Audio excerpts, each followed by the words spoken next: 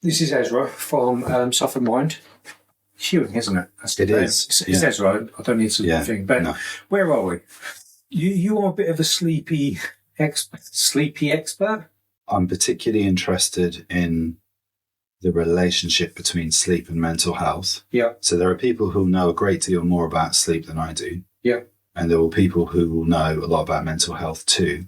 Yeah. But with a few odd exceptions, myself being one of them, not so many people are interested in the relationship between sleep and mental health. And I've really been reading about that, and then it was the focus of my research MSc, in particular the relationship between REM sleep and mental health. Because this thing, I think where I'm going with this one is I've been in this game, so to speak, MANUP game for coming up 4 years. I think it's over 4 years now. And actually, I've been in many settings with the NHS, government, schools, you know, so just the same as you. No one talks about sleep. And to be honest, even with you, when you used to share stuff, I was like, yeah, whatever. And I don't have the skin where I've got no interest. But then there's been something where I'm like, I'm going to pay a bit more attention to this and just try and get my sleep. I was one of those. I've gone through my life going, if I have 5 hours sleep a night, happy days. I'm one of those machines where, and actually, do you know, now I've been a bit more focused of like, how can I get an extra hour or an extra 2 hours? My mental health is so much better. Yeah, I do have therapy. I'm all speaking to people like you, and so I'm hearing a lot, which maybe that does help. Absolutely. But I really do think, even my medication, I'll be very careful on this one. Yeah. But like my amitriptyline, I don't take it anymore unless my insomnia sets off a little bit. Right. That's under mental health guidance with the doctors. That's not me itself. Absolutely. Yeah. So and then it's more of a planned usage of it rather than a kind of kind of a blanket kind of. Yeah. No, exactly that. Okay. But to be honest, thankfully, that is. I reckon I probably will bomb one of those twice a year now. So I've really got my mentality. That's a huge change, isn't it? A massive change. And I really do think, I'm not ignoring the therapy and the wisdom and blah, blah. No, it's a whole picture, isn't it? You need a life that works to meet all of your needs. But you're also right that sleep is one of those needs. Exactly. So it's a really key one. Yeah. But what I'm starting to get confused about is why are we not promoting that? More so with men. I do think men are more worse sleepers than women. I could be wrong. I haven't got the data on that. Maybe they have different patterns to do with monthly cycles, largely. Yeah. So women's sleep will fluctuate more, and the pattern of it will change at different times of the month. So that's more biological in nature. But I think you're right. What you said a little while ago, where you said, I went through a phase in my life where 5 hours is enough. And I've, at least 15 years of my life. At least 15 years of your life. And I've seen lots of, not so much, you're starting to see less of it now as people become more switched on to the importance of sleep. But you would see people posting on social media platforms, in particular LinkedIn, I'll work hard, play hard, I'll sleep when I'm dead. That kind of thing. As a trophy. Yeah. That kind of a thing. Exactly that. And sleep is often the first thing that's neglected in when people adopt that kind of a lifestyle where they think, they need to make $1 million before they're 30 or whatever. Yeah. And that comes with both consequences for your physical and mental health, actually. Yeah. Yeah. I think the thing is I agree with what you're saying, especially in the business world, which does frustrate me up to a point. It really does, especially. Well, it's not the business world as such as in the businesses. It's more the guru kind of people. Like burnout is awesome. I've got ADHD. Follow my steps, and absolutely, it's just like. And it's interesting that you mentioned that because if you look at sleep patterns in ADHD, they're fairly terrible. You speak to anybody that has an ADHD diagnosis or suspects that they have traits, and they'll tell you that their sleep is terrible. What's interesting, though, is that when you look at the people who put their bodies and their minds under huge amounts of pressure in the athletics world, like if you look at top flight track and field, or footballers, or MMA fighters, who spend who train round the clock, all of them will prioritize sleep. Yeah, super important. They'll sleep. They'll even sleep in the gym. Yeah, or on the mats because they know that their body and their mind needs recovery time. So they'll have naps, basically. Yeah, absolutely, to top up the total amount of sleep. Because if you don't do that, then you're going to have real problems. But I think where I'm going at that, because even like the health settings, let's just say the NHS, and I've spoken to loads of doctors just the same as you have. But it's like none of them want to talk about it. I know that's probably a horrible sweeping statement, and I don't mean that how that sounds, but it's very rare to hear, like, rather than jump into the diagnosis of maybe you're depressed or burnt out or blah blah blah blah blah. How's your sleep? 100%. And in defence of doctors, we know. I'm not anti-doctors. I know, absolutely. They do a brilliant job. But putting myself in their shoes for a moment, I know that they have 10 minutes to try and gather some information and do something that makes them feel that they're making a meaningful difference. And so, taking the time to ask about people's sleep is often neglected. But for that matter, I was speaking to one of the country's leading therapists on like at the end of last week about the same topic, and they were nodding and saying, yeah, do you know what? A holistic approach would mean that counsellors and therapists who have a lot longer than the 10-minute appointment that we have with GPs nowadays would also take the time to ask about sleep. And I would go further than that. I would say that we need to know not just to ask questions about sleep. That is an important first stage. We need to have a better understanding of how of the relationship between sleep, and in particular REM sleep, and the entire mental health continuum. So I didn't know what REM sleep was until I know you. Right. Didn't have a clue. See, I don't think you can understand anxiety and depression unless you understand REM sleep. Not properly. Yeah. Not properly. And then once we've got that kind of framework in place, we should also, there's also the practical steps, the key basic foundations of getting a decent night's sleep. So those are the two things that I'd be much keener for health professionals in general, but the general population to know something about, to understand the relationships between them. Yeah, no, I'd agree with it, especially the REM sleep. As I say, more I've dug into researching the stuff that you sort of basically just need to everything that what you share, and it's literally changed my life up to a point. I'm not going to give you full credit, obviously, but it absolutely. Well, you have to put the effort in, so it's not down to me. But yeah, you're right. Yeah, no, once you do, then you see the benefits, right? Yeah. I think an interesting shift. I get asked a lot if I'm delivering training or talks. Yeah. Whether people can rely upon Fitbits and watches and what have you. And I'm going to contradict everything you said in a minute. Okay. So they're a double-edged sword. Yeah. And the reason they're a double-edged sword is on the one hand, you probably know that in the US, where they have, a litigation culture where you can be sued for this, that, and the third, people have been Fitbit and whatnot have been in court actions because people have said, well, I trusted my Fitbit to give me accurate clinical measures of my sleep, and it didn't. Yeah. And that's because if you're going to measure like REM sleep, the fact is that you need like an EEG with like, a rubber cap and 24 electrodes and gel, and you need to be in the clinical laboratory to have a really accurate measure.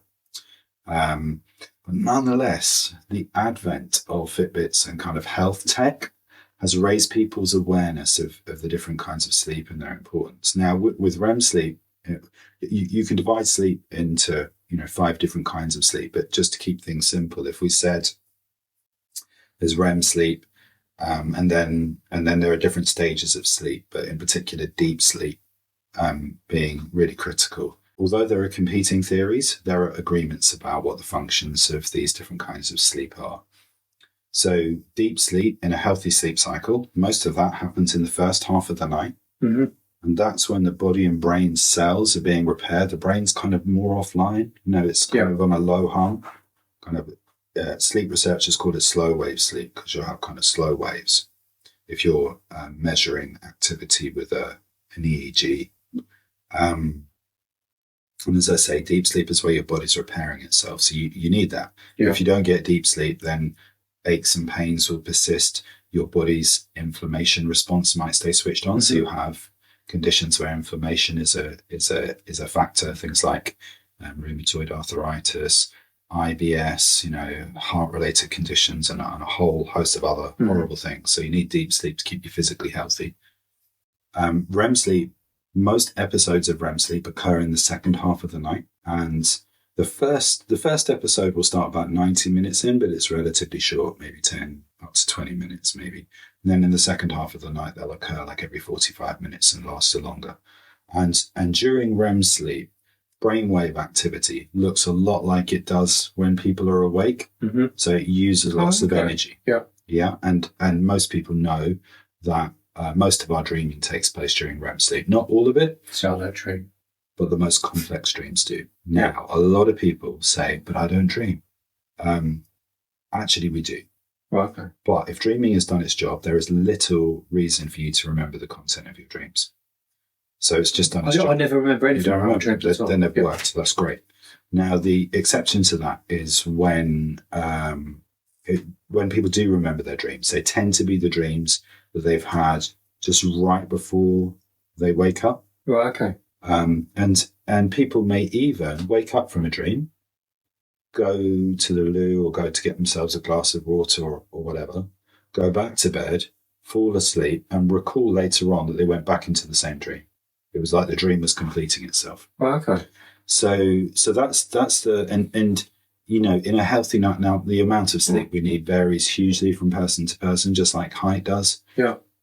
But on average, the average adult needs something like 7.5 hours. Teenagers and adolescents, like 10 to 12. Yeah. And they'll not fall asleep until later in the evening. They don't become sleepy until then. They want to stay up. Yeah. And then they want to sleep in the next day. And that's natural. Their body and their brain is undergoing a huge amount of growth and change.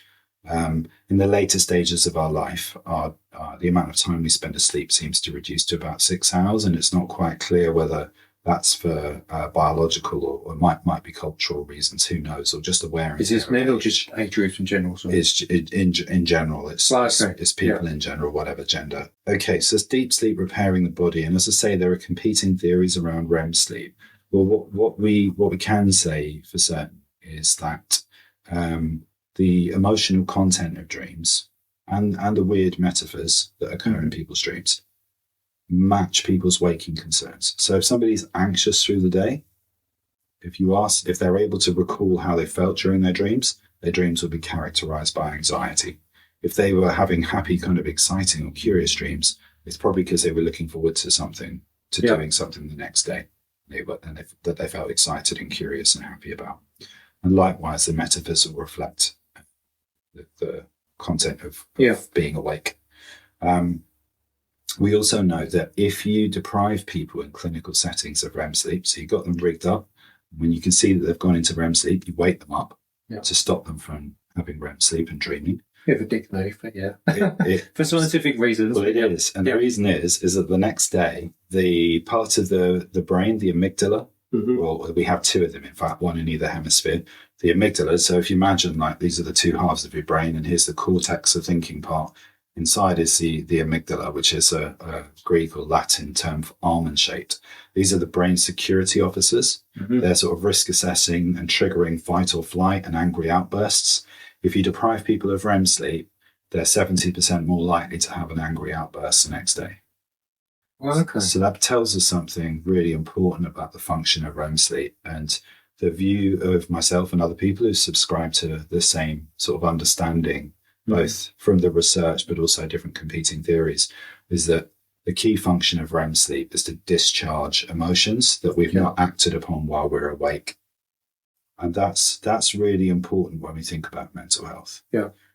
Because if we think about mental health rather than as diagnostic labels, but if you think about it as a continuum or a spectrum, where at one end, let's say that over here is well-being, where we'll have challenges and whatnot, but we're able to kind of cope with those and consider the needs of other people and problem solve and so on. And over here, we've got severe mental ill health. If you think about mental health in those terms, and you think about stress as the crossover point, so if one of your needs is not met, maybe your need for financial security, or your relationship is suffering a little bit, or there are things that you don't have any control over, or people aren't listening to you, or you feel a bit socially isolated or disconnected from activities that give you a sense of meaning and purpose. Stress is triggered to let you know that you need to do something about that. It's an alarm system. And if we ignore it and it accumulates over time, then it will push us down the mental health continuum. And this is where sleep, and in particular REM sleep, come into play. because if if we're experiencing stress and other emotional states because our needs are not met, then REM sleep is there to discharge those emotions so that we can wake up the next day with a clear head to try and problem solve those unmet needs. Yeah. But if you're worrying lots and laying awake and you're not getting enough REM sleep, then those negative emotions will carry over to the next day. Yeah. So day one's problems into day 2, day 3, day 4. Exactly that. Yeah. So that's why, if you think about mental health as a continuum, you might be at a state of well-being, then exposed to stress, and the first thing that often goes wrong is sleep, and people start to suffer with insomnia. Insomnia and anxiety often come hand in hand, right? Yeah. But after a few days, the brain will say, yeah, lots of people listening to this conversation will think, God, I know what they're talking about. Yeah. After a few days, the brain says, right, enough of that. We've not had enough REM sleep. We've got this build-up of stress and anxiety and worry. And if we're worrying more, that will drive our anxiety levels up too. We need to prioritize REM sleep. And what it will do then is it will say, right, we're going to make REM sleep start earlier on in the night. So that and deep sleep will have to wait. Yeah. And then people start, instead of it beginning like 90 minutes in, it can begin like 50 minutes into when you've fallen asleep, and it will last for longer periods of time. Now, if you remember, I said that REM sleep burns off lots of energy because your brain's as active as when you're awake when you're in REM sleep. So it's what's called a REM rebound. You go from not having enough because you're suffering with insomnia to a rebound into an increased amount of REM sleep, and people dreaming for longer periods of time. It's more intense. It starts earlier on, and it goes from about an hour and a half of the night in a healthy sleep cycle to up to as much as 3 to 4 hours a night. Yeah. And if you're doing that, if you're having an excessive amount of REM sleep because you've been worrying lots about unmet needs and there are issues going on in your life that you don't feel you have any control over, your brain's burning off huge amounts of energy from dreaming. When you wake up, you're going to feel exhausted, lacking in motivation to get focused and begin to address those unmet needs, and maybe even struggling to get out of bed. Yeah. In other words, suffering with depression. Yeah. And that's what we see. Very often, stress goes to anxiety, and then anxiety, if it's unaddressed, tips people into depression. Yeah. And which is where someone I've been. But I think even with my mental health journey, even way before MANUP was even an idea, the power of sleep just wasn't promoted at all. And even when I have this, as you know, I've done hundreds, I think it's over 1,000 conversations now, on and off the street in the Zoom stuff. No one ever really talks. It's literally, the question is rarely, how's your sleeping? Yeah, it's all right. Oh, okay. Nothing more than that. And I think I will kind of retract my comment about the doctor, because I think that targeting doctors is sometimes a bit of a cop-out, because there's therapists out there which charge an absolute bomb. And I've spoken to a lot of them, hundreds probably, more than likely. Yeah. They never talk about it as well. No. I'm like, well, how can we reduce the issues with men's mental health, blah, blah, blah, blah, blah, if we're not really getting down to the nitty-gritty? And rather than say, okay, yeah, I think you're depressed. Well, how did you get depressed? Well, absolutely. And you know what? Sometimes it's because findings from researchers are not communicated with the public. I mean, we discovered REM sleep in 1953.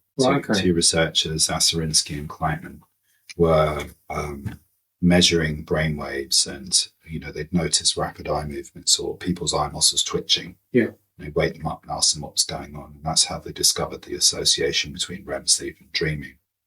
And then between 1953, it's 1959 when Michel Jouvet, French researcher, sleep and dream researcher, first posits a link between serotonin and REM sleep. He's like, okay, so if you increase serotonin activity in the brain, then you reduce REM sleep. You switch because serotonin's involved in switching REM sleep off. Right. Okay. Yeah. And then that's kind of in the early 70s in Italy, they started getting people who were suffering with depression into clinics and waking them up during REM sleep. Right, okay. And what they discovered is that if you wake people up during REM sleep, stop them having REM sleep, then all of the exhaustion that comes from dreaming too much and the loss of motivation, that disappears. Right, okay. However, if you let them then go home Yeah. to where their needs are not met, then they go back to worrying and dreaming lots. So it's not a cure, but what it does reveal is this connection between too much dreaming and depression. That's like 1974. So Right, okay. over 50 years now, we've known that. Then in the late 70s and early 80s, there was a researcher who classified the effects of all antidepressants and found that serotonergic antidepressants, by which I mean the ones that increase serotonin activity, they don't increase the level of serotonin, because it's a myth that depression is caused by low serotonin or chemical imbalance. Nonsense. That's a whole other podcast. That's still being spattered about, though, isn't it? Yeah, it's so unhelpful, because I might tell you a story. I don't want to bash doctors, but I might tell you a story about that another time. Yeah. It's quite funny. Maybe off air. Off air. No, in fairness, it was a doctor who realised that chemical imbalance theories had no evidence, and he wanted another way of explaining the link between. He'd recognised that social isolation drove up stress levels. Yeah. And therefore, an antidepressant was doing something about the stress levels in response to social isolation. And I asked him if he'd thought about making people less socially isolated rather than prescribing medication. Yeah. He had the decency to look a bit sheepish for not having thought of that before. Yeah. Where was I? Okay, so we've known since the late 70s and early 80s that antidepressants act on REM sleep. All of this is to say that these different studies and their replication, and you look at the introduction, the literature review to any paper on sleep, depression, and sometimes they might also be focused on antidepressants too, and it will say, we know that there's this increase in REM sleep in about 80% of cases of depression. 20% that's not the case. It will be a reaction to some kind of trauma or some other pattern in the person's life. But eight times out of 10, it's worrying about unmet needs, drives up stress levels, increases the demand for REM sleep. If the person can't sleep, there'll be a REM sleep rebound, tip them into depression, or the depression will begin earlier on. The other place where you see it, the other kind of presentation where you see it most dramatically is with bipolar. Mm-hmm. And if somebody is in the grip of the manic phase and their attention is locked on worrying about a problem or a new business plan or creative activities, and they're getting all of their needs met through doing that, and they neglect their sleep, and they stay up later and later into the night, and they begin to become a bit more disoriented and kind of obsessive about what they're doing, then they're not getting enough REM sleep. Yeah. And then, of course, the brain says enough of that and tips them into a REM sleep rebound, and then they crash into depression where they're dreaming excessively and waking up feeling exhausted. And in fact, medications like lamotrigine, which is prescribed for bipolar and for epilepsy, is prescribed to increase the amount of REM sleep that a person has. Right, okay. And the reason they do that is that if you increase the REM sleep during the manic phase, you reduce the likelihood of the manic phase triggering a REM rebound and tipping the person into depression. Because if they're getting enough REM sleep in that phase, it will discharge all of the emotional arousal that's occurring because they're not sleeping, and it's not getting discharged because they're not sleeping enough. And with epilepsy, although epilepsy takes many different forms, the epileptic discharge that happens during a seizure is a response to all of the electrochemical activity that's building up in the person's brain. And REM sleep discharges all of that. Emotions really, an emotion is the switching on of an electrochemical charge to get you to take some action. And what REM sleep does is when we dream, it acts out those expectations and switches them off. So for people listening to me and thinking, what does he mean? Like, I'll sort of share a few examples. So I remember a volunteer coming to Suffolk Mind where I work, and they'd attended some training that I was doing. And during the break, when we came back from the break, they asked me about a recurring dream that they'd had for a while. It had stopped, but they'd been having this recurring dream for a while. Did you get the tarot cards out? Not on this occasion. But yeah. They do work like that for some people, though. This gentleman was having a recurring dream where they were back at work. They've retired, by the way. I should say. Okay. They were back at work and they're on the train, travelling, commuting to work in London every day. Yeah. And I asked him about the emotional content of the dream, whether it was a distressing dream or a bit anxious or a bit concerning.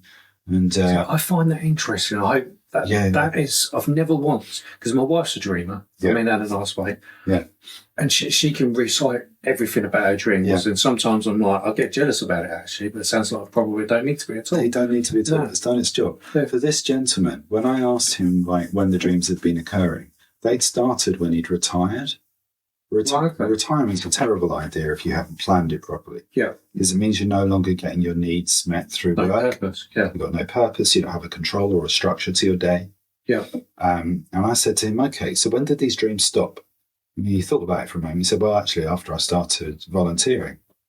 And that's not to Suffolk Mind's credit, but I said, is it possible that when you retired, you weren't getting your needs for purpose met? You didn't have a structure to your day, a routine. But as soon as you started volunteering, you were getting those needs met. Mm-hmm. And therefore there was no emotional arousal around those needs. So you were acting on them and satisfying those needs. So the emotions discharged while you're awake, and there's no need for you to dream about it. And the dreaming, it kind of wasn't, you didn't need to dream about that. And he thought about it for a moment. He said, yes. He said that made sense to him. Another recurring dream that a client once brought to me, I'll sort of anonymize it a bit because obviously this is personal to the individual. There were lots of surrounding factors, but during lockdown, they developed an online gambling addiction. Well, okay. Like many, sadly. Yeah, like many. And as a result of this, they had to sign up to a debt management plan, which would mean that they were going to have to give up their car. Okay. Yeah. Now, the recurring dream that didn't make sense to them was, in the dream, they're walking along the road and their feet are stuck in the tar's sticky and they can't move their feet. They can't get any further forward. Yeah. And if you think about it for a moment, that's a metaphor for being in a situation where they were going to have to give up their car. Yeah. And that meant that they weren't going to be able to travel to see their family, to see their partner, because they lived a distance away from them. They were going to lose their independence, so their need for control and autonomy was not going to be met. And they were going to be stuck with this debt management plan for a long period of time. Yeah. So all of those unmet needs needed to, that will give rise to lots of, negative emotions, whether it's, feelings of anxiety or feelings of despair or loss of control, and so on. And there's a need for those emotions to be discharged. And the way that the brain and REM sleep deals with that is to metaphorically act them out.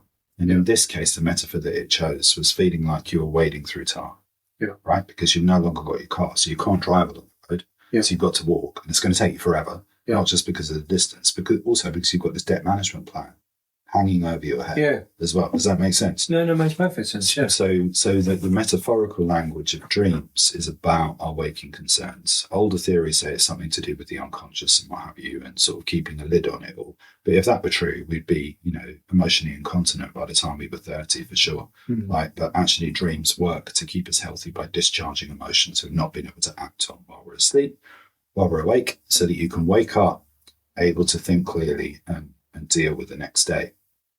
If, however, there's too much stress and it overwhelms the REM sleep mechanism, and that can give rise to the symptoms of mental ill health, whether that's anxiety carrying over to the next day. Mm-hmm. That's the case with things like obsessive thoughts and obsessive compulsive disorder, particularly where it's what's sometimes called pure O, is where the OCD is really more obsessive thoughts than it is compulsive behaviours. That's right. It's a lot of anxiety and insomnia that comes with that. And it means that the emotions fueling the obsessive thoughts don't get discharged and they carry over to the next day. It's true with suicidal thoughts as well. I've had clients where, things have been getting better for them, but they'll say, but there was one day where I had suicidal thoughts. Mm-hmm. I'll gently ask them, say, can we talk more about what was going on that day? And saying, can you tell me a bit more about what your sleep was like the night before as well, before the suicidal thoughts. And I'll think about it from and say, actually, do you know what, that particular day, a particular night, my sleep was terrible. And I'm saying, is it possible that there were lots of negative emotions the day before? Yeah. And because your sleep wasn't good, the negative emotions weren't discharged. And they carried over to the next day. Exactly that. And then they fueled the suicidal thoughts.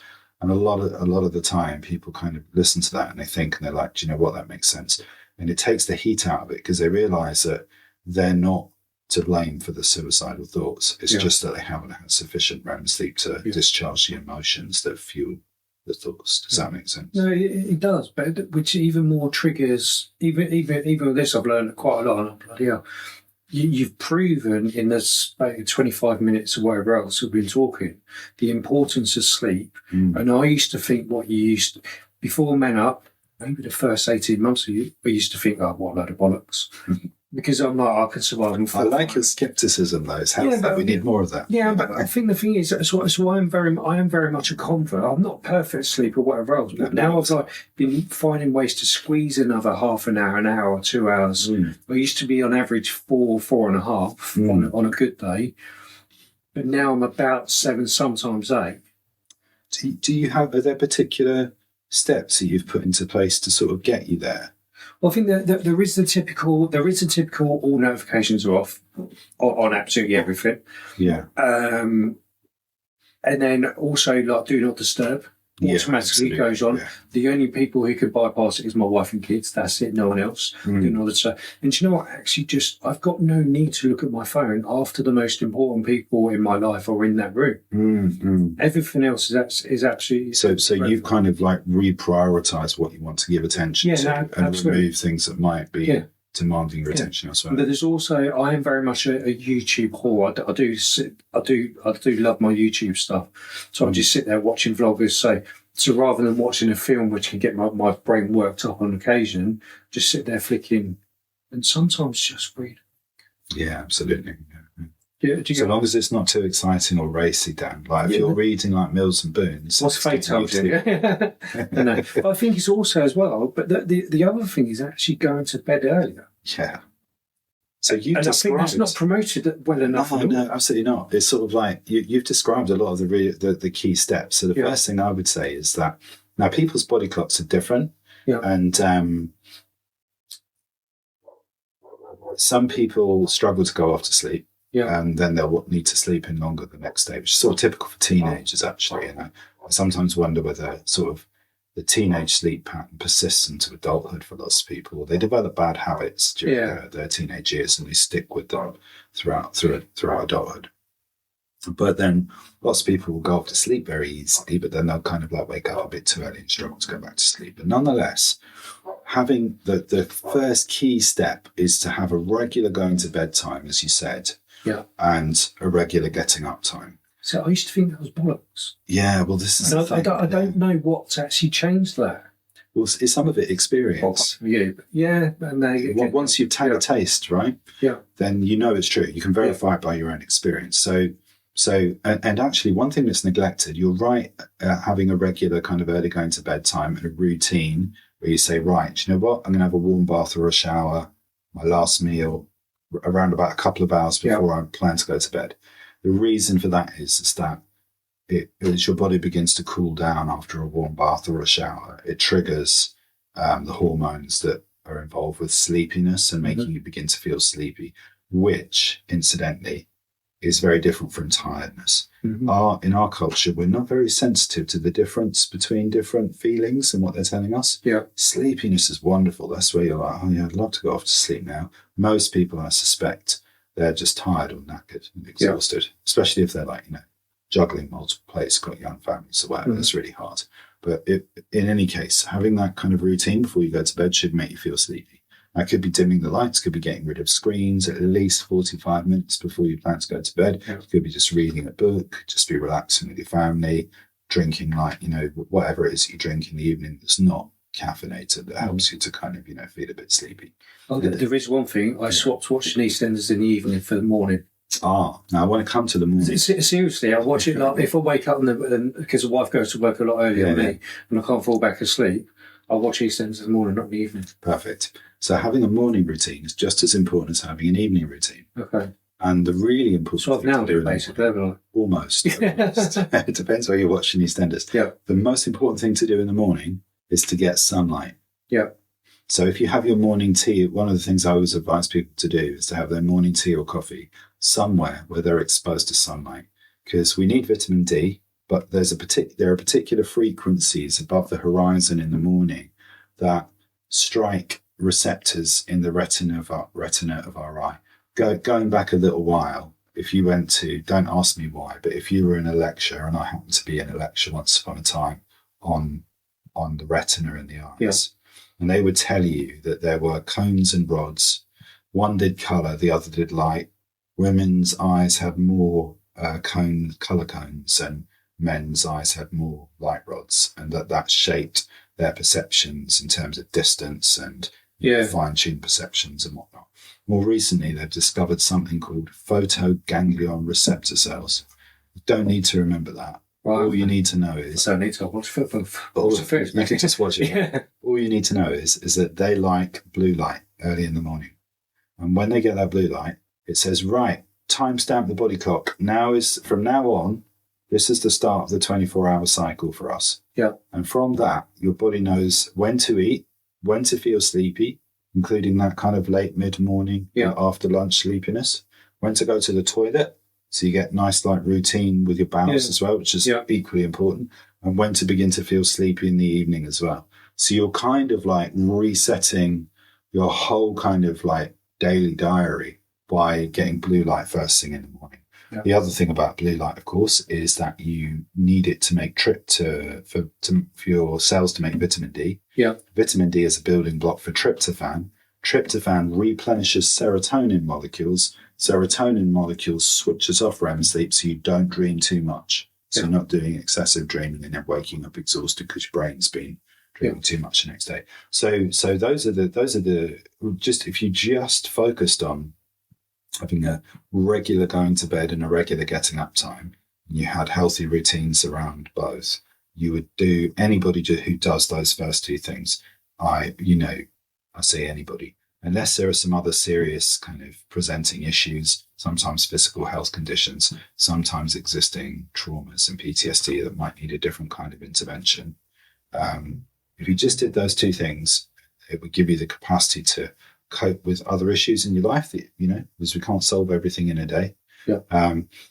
But also to begin to work on other needs. It would just serve our mental health in so many ways. It's you're living proof of that, Dan, because you put it into practice. No, I am, and I know other people do as well. But I think it's also really starting to understand that actually whatever happens on your mobile phone or outside the room you're in, like basically the world outside there, actually nothing's actually as important as we think it is. I can actually turn my phone off for half a day, and actually there's nothing really that important. And I think we've kind of wired ourselves that we're on a constant state of alert. Not even like the read reports on WhatsApp. I remember when I first did that, like people were just like, well, I don't know you read it. Or they'll message like, have you read it? So you have read it. Well, why haven't you responded? Because I'm busy. Yeah. And sometimes it's down to the fact that I'm now in a place where I don't want to reply now. No.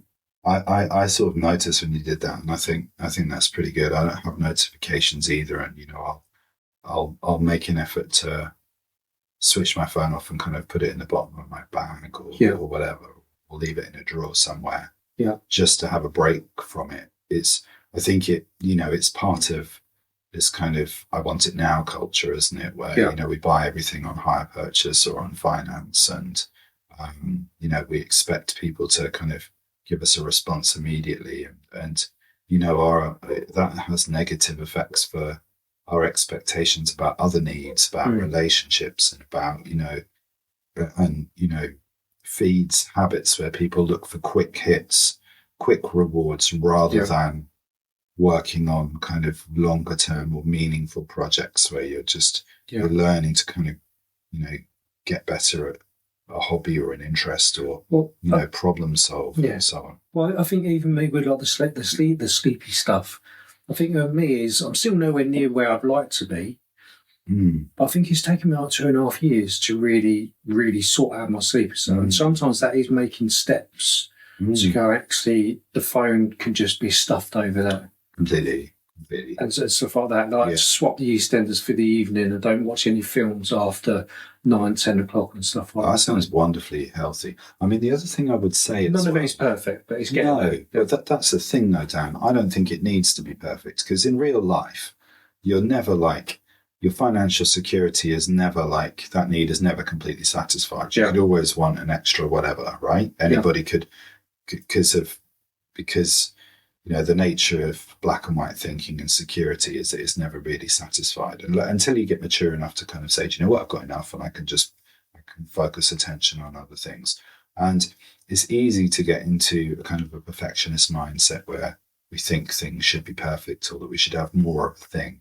But actually, in real life, so long as like it's roughly right and, you know, 9 times out of 10, you've had enough sleep, that's good enough. And the reason I say that is because sometimes the kind of a perfectionist mindset can be a bit counterproductive. It can mean that we're sort of like, I've not had enough. I need to get back to sleep. I need an extra 2 hours. And that can often prevent us from going back off to sleep. Whereas if our attitude is more like, you know what, I've had 5 hours so far, and there's every possibility that between now, 3 or 4 in the morning, and 7 or 8, I'm going to have another couple of hours. I'm just going to relax, close my eyes, put my sleep mask back on, and allow myself just to go off to sleep when I'm ready to do so.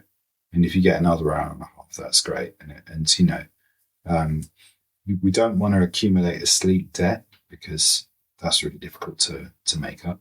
But we need to also be quite chilled about it as well, quite relaxed about it. And cut ourselves some slack.